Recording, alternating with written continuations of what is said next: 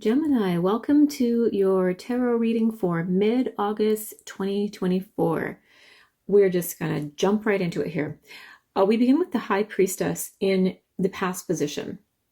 So she's suggesting that your recent history has been marked by a period of introspection, intuition, and inner wisdom. You may have been in a phase where you relied heavily on your inner voice and you were seeking guidance from within rather than from external sources. It's a time when you were more in tune with your subconscious mind. Perhaps you were exploring spiritual or mystical aspects of your life. It could also reflect a time of secrecy or holding back, where you were really keeping your thoughts and feelings quite private and trusting your instincts because you were navigating through some uncertainty in some aspect of your life. The High Priestess is a card of duality. She's sitting between these two pillars here. She is a being that exists between both the material world and the immaterial world. We see this veil of pomegranates separating the material world from the other world, and she goes between both. And sometimes when in relationship to relationships, this can indicate being with someone, but holding part of your life separate from them, or secret from them even. Or this can indicate being single and on your own for a while as well. But she's certainly a card of privacy, discretion. She is relying on herself currently. She is really seeking out her own counsel, her own inner wisdom. So it looks like you, in your recent past, were really focused on your privacy and getting in touch with your inner wisdom and knowing and getting in touch with your intuition.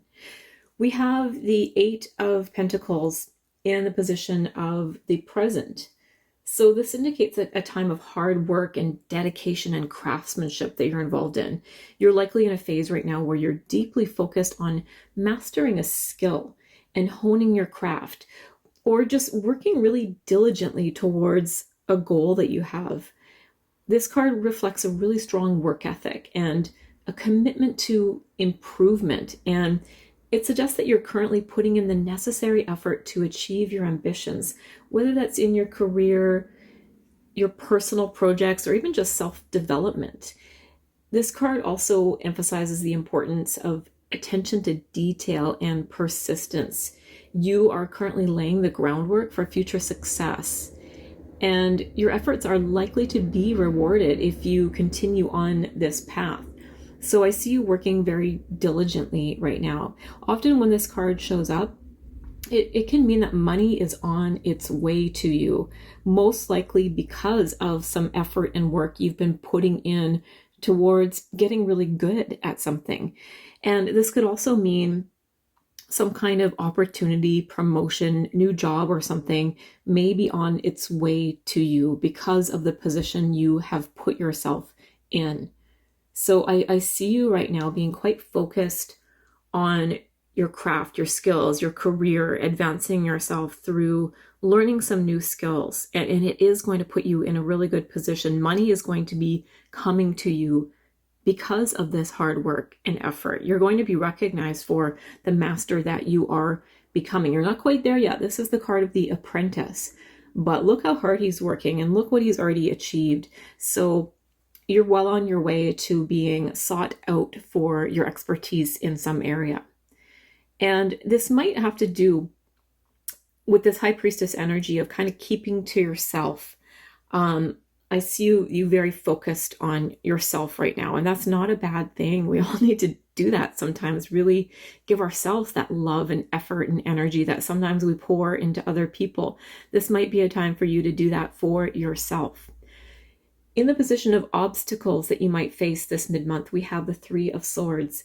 And what a card to have in that position. It almost fits nicely there. It's kind of at home there because this is a difficult card. So I feel like it almost belongs in a position of the obstacle. So if it's going to show up in a reading, I like it being here because it just kind of fits and makes sense.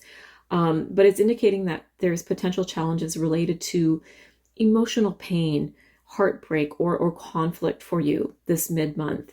It suggests that you may face difficulties involving disappointment, loss, or betrayal even. It could be a warning of a difficult situation that might arise for you, and it might cause some emotional turmoil or mental frustration or anguish for you. This card often points to unresolved issues from the past that may resurface, and I do find that's true a lot when this card comes up. It has to do with things that have already happened. So this might not even be a present problem or present pain. It may be something that happened quite some time ago that you still haven't fully healed from. And it might be resurfacing now for some reason. Something might be triggering this. And it's requiring you to confront this. And that's what's going to help you to move forward. And that might sound illogical, that feeling pain can help you move forward. But when it's something we haven't healed, that's been present in our psyche for a long time, sometimes being triggered again, bringing it up from the past really does help you to finally move past it. This could also signify that you may have to deal with a separation or a tough decision that might bring a bit of sorrow.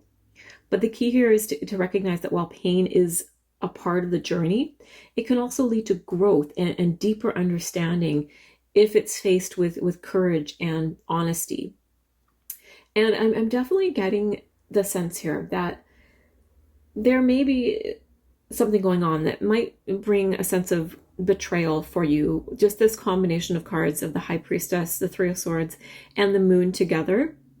I'm seeing it as a bit of a warning to just be aware of things happening that you might not be in the know of currently.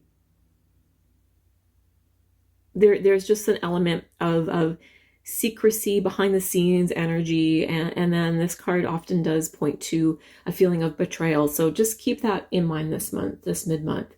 In the position of opportunities around you this month, we have the Moon. So this suggests that you have the chance to explore the unknown and to delve into your subconscious and embrace the mysteries that life presents. This card encourages you to trust your intuition and navigate through illusions and uncertainties. There may be hidden aspects of a situation that you're not fully aware of, but this also presents an opportunity to uncover deeper truths. And that's what I'm seeing here. I'm almost reading this Three of Swords in conjunction with these other cards as an opportunity to fully deal with something, to really see the truth of something finally. And that's another thing I want to just skip back to the Three of Swords. Really interesting part of this card is how the tips of the swords here are blue. The tops are mostly silver, but the bottom ends of it are blue. And that symbolizes truth. In tarot, blue deals with truth. And so I think there's something here being revealed to you that really helps you see the truth of a situation finally. So the Moon invites you to pay attention to your dreams, your instincts, and your feelings, because that might guide you towards important revelations right now. This is a time to be open to the subtle energies around you and allow yourself to explore the less obvious paths in front of you. And by embracing the unknown and trusting your inner guidance, you may discover opportunities for transformation and spiritual growth here. This card, it's interesting seeing the High Priestess with the Moon right below. They're both cards of duality. And certainly the Moon is about inner conflict and inner turmoil. And that having to do with knowing you have to make a decision of some sort. And that not only that you know you have to make this decision, but you have to do it on instinct. You have to do it without seeing things clearly. This crawfish or crayfish is coming out of the water, and he can see this path that he's likely about to choose to go down, but he doesn't know where it's taking him. He can't fully quite see it. He has to trust that he's making the right choice. And so there's an element of that going on for you right now, where you have to make a decision without fully seeing the big picture yet. You have to really trust your intuition, and that might be causing a feeling of discomfort or inner turmoil for you right now. In the position of advice, we have the Ten of Pentacles. This is suggesting that you should focus on building a stable and prosperous foundation for your future. This card encourages you to think long term and to consider not just your immediate goals, but also the legacy you want to create for yourself and for your family. This is a card of generational wealth.